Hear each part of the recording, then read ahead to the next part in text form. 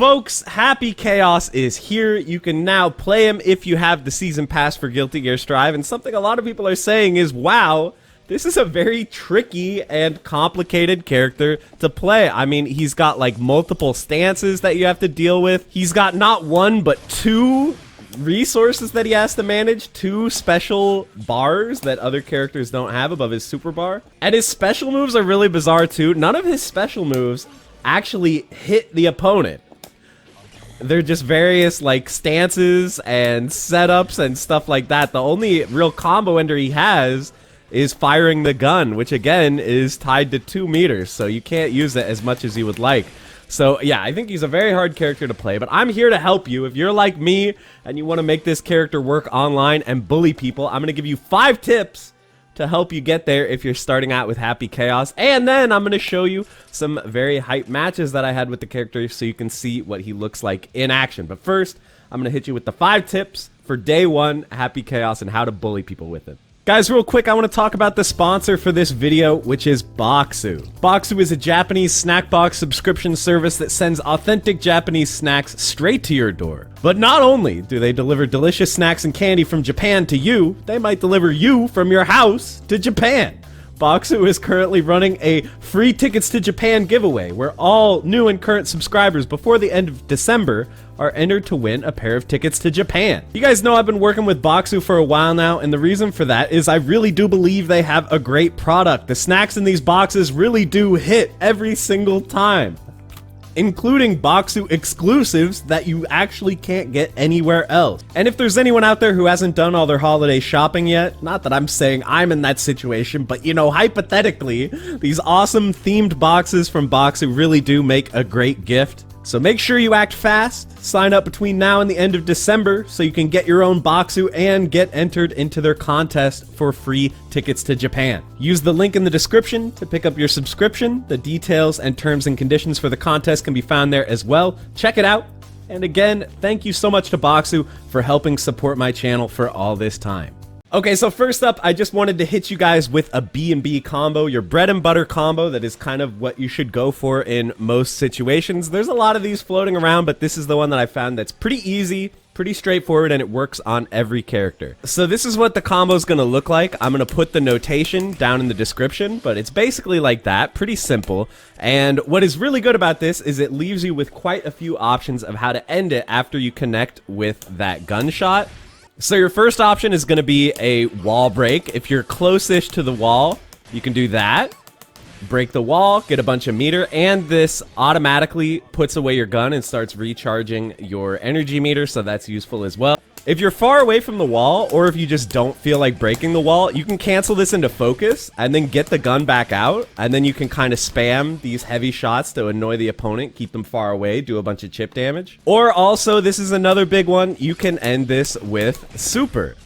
So this is going to give you a wall break if you're close to the corner, and it's going to refill your bullet gauge. So whenever you land a combo, if your bullet gauge is low, you can end it with super and get them all back. So that is very useful as well. So I highly recommend this B&B or something along this route where it's going to end you in a really positive situation. Tip number 2, this is kind of going to relate to what I was just talking about, but I think you should really abuse the power stance. I think that his 214S, this stance is actually insanely powerful. So for one thing, it is so much more responsive. You can stop the enemy from approaching you using this stance. It's going to be very, very hard for them to outrun the reticle, if not impossible. As opposed to his normal gun stance, you know, you're just going to miss with these bullets and get walloped.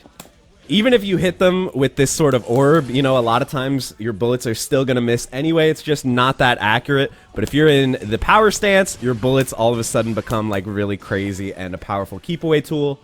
They also do huge amounts of chip and a lot of block stuns, so these can be very annoying zoning tools as well. So all in all, obviously his normal stance is extremely powerful because of the fact that you can shoot bullets while doing any other thing.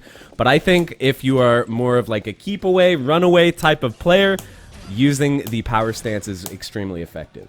But one thing you're going to have to do to use this stance, and this is my next tip here, is don't forget to charge focus. I see a lot of people playing Happy Chaos. They reload bullets all the time. Reloading bullets is very fast and very low commitment, but not that many people are charging his focus gauge. So you can see the focus gauge goes down as you shoot, and then you can charge it faster doing 214p. But this also has a secondary effect that I don't know if everyone knows about. If you go into power stance, you can see I can barely get 3 shots off in power stance before I run out of my focus gauge. But if I charge focus first, this is going to greatly slow the rate that my gauge runs out. All of a sudden I can get 5 or maybe even 6 focus shots out before my focus gauge runs out. So this is a very, very useful mechanic. Obviously you have a super as well that's going to charge this. But I just think that this special move here that charges it and slows the drain is really going to help you oppress the opponent further. And obviously it's going to help with his normal stance as well. You're going to be able to fire more bullets because that drain is going to be so slowed down. So don't forget to charge up your focus. All right, next up, let's talk about block string enders. So again, this is a weird character because none of his special moves actually like hit the opponent except this. That's the only special move he has that actually like connects with the opponent and you can force them to block it. But other than that, nothing he has actually, you know, hits them. It's just other stuff. But what this means is that you have a lot of different options that you can do whenever you do a block string. So let's say you just do something like this, okay? That's gonna be my block string, and then how am I gonna end it if they block it? Well, you can do this.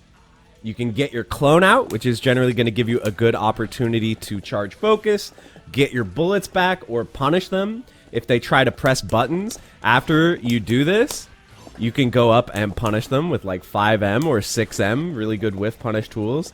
The gun is also a just insane block string ender on its own. You can try to punish them for, you know, attempting to hit you after your block string ends. You know, you got the gun out.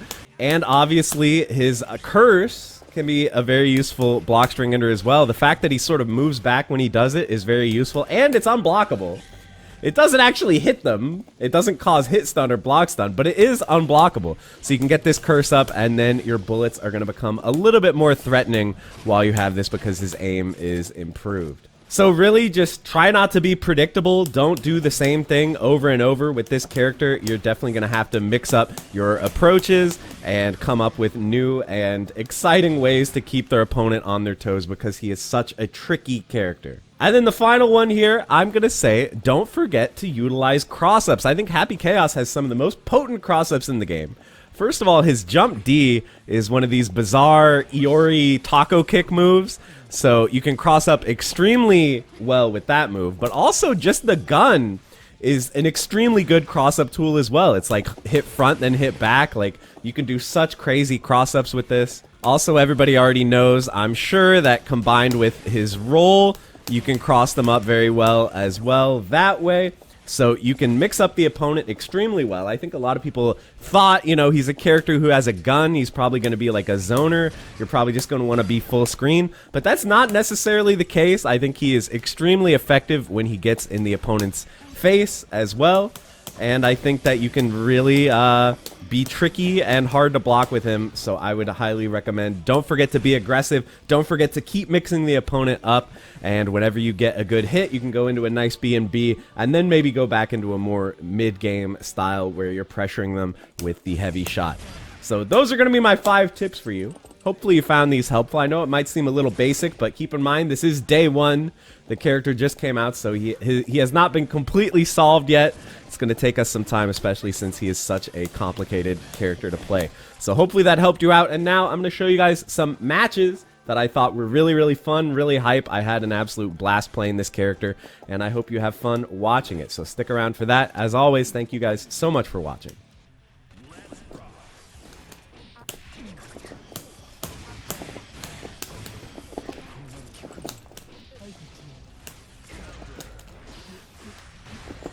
Oh, jeez.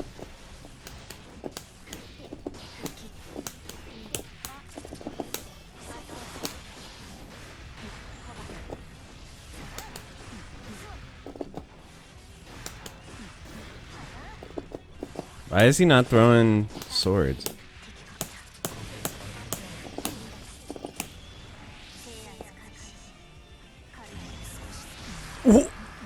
We recover so fast.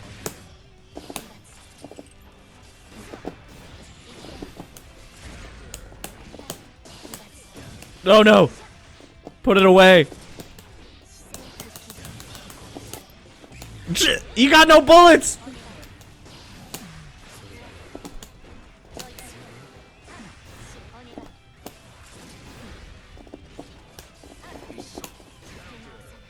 Alright.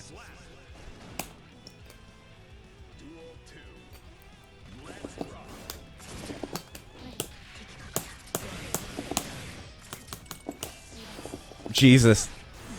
Put it away.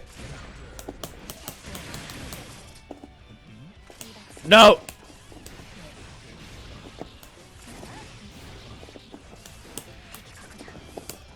Shoot her! Shoot her!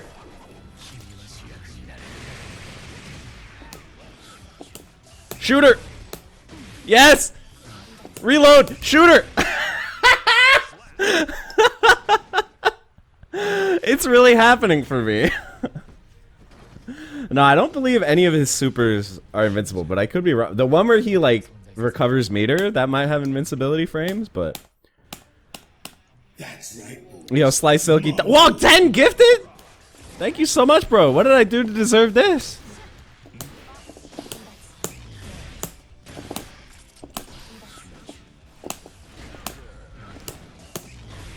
Shoot her!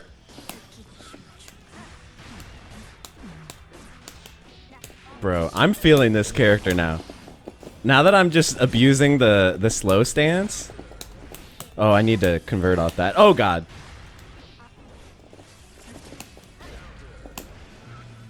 Oh, I need bullets. Wrong meter. Oh, Jesus. It's so hard to, like, remember my meter management. Hey, AI32, thank you for the sub as well. We got the hype train going, boys. Ah! And thank you for the gift. Wait, 5 picoseconds. Thank you for the sub. Much appreciated, man. All right. I'm going to focus up, guys. I'm going to focus. We got to beat this guy. Shoot her! My neighbors are going to be like, why is this guy just yelling, shoot her?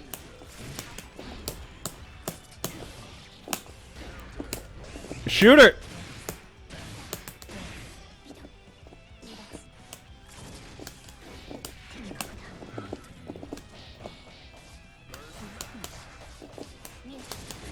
Oh no.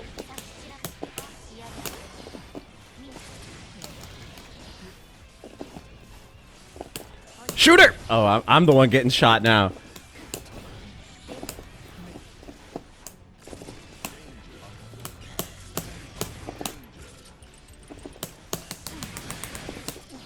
Oh, I missed my super. It's fine. Oh, I missed the punish. I was coming for you. All right, Burst, get me out of here. Shoot her.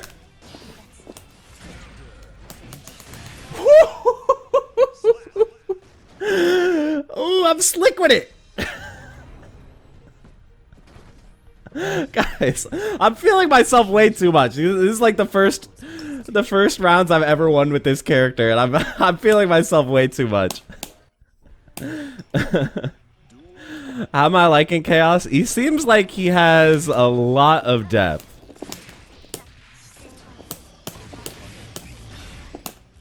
I think you could play this character a lot and still, like, struggle to use all his tools.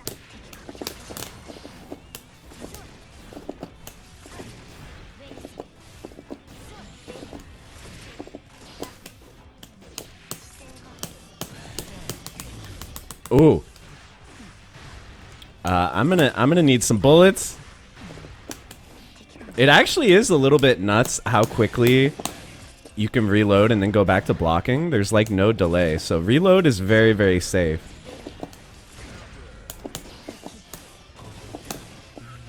It's interesting because, like, in some respects he feels pretty unsafe because, like, he can't block while he's shooting, but in other respects he feels very safe.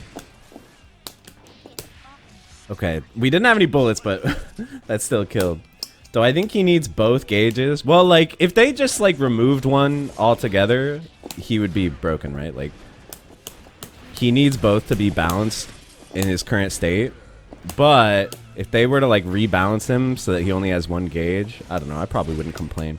But I think it's a little weird that there's so many people in stream chat who are like, they should change this character, like completely alter his mechanics, who's been out for less than a day, right? Like, it's like all the people who on day 1 were like, they should make it so that Nago can choose when to activate Blood Rage, or like whatever. People had their pet theories about how Nagaryuki should be altered, and it's like he just didn't need any of it. He's just like broken already, like he's fine to be left alone. Oh, I got no bullets. This is embarrassing. I'm trying to fire with an empty clip.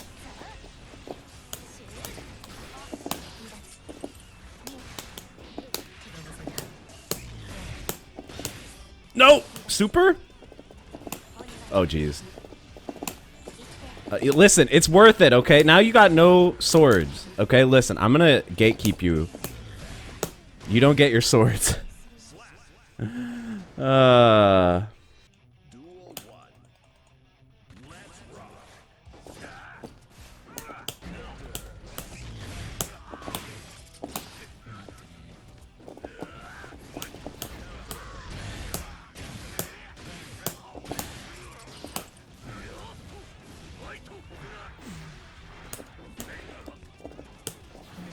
Yo, is that move cracked?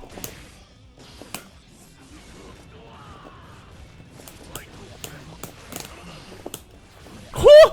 Is this move cracked? Let's go.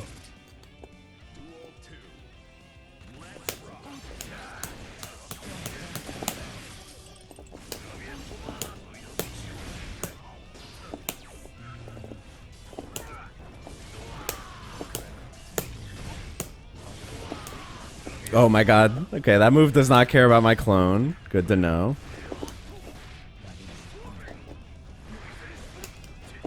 Wow, no punish. Bro, your aim is actually so crap. Alright, this is unfortunate because I need bullets and meter. Okay, this will give me some bullets.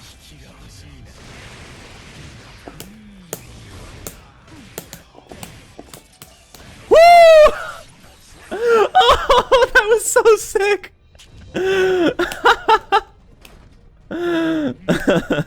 This character is pretty interesting, man. He can definitely, like, he can annoy you with the slow stance. He just seems like he has kind of a lot of depth. Like, he can annoy you with this to, like, keep you far away. Or he can, like, rush you down with this, like, go for mix and stuff. He just seems to have a huge amount of depth. His normals are very odd. Like, this normal is obviously really, really good. This and this seem good too. So he has some good normals, but like, his jump normals are really awkward. And obviously one whole button is taken up by firing the gun, so... yeah, he's definitely hard to learn, I think. But I'm enjoying him a lot. I would like to keep playing, at least for a little bit.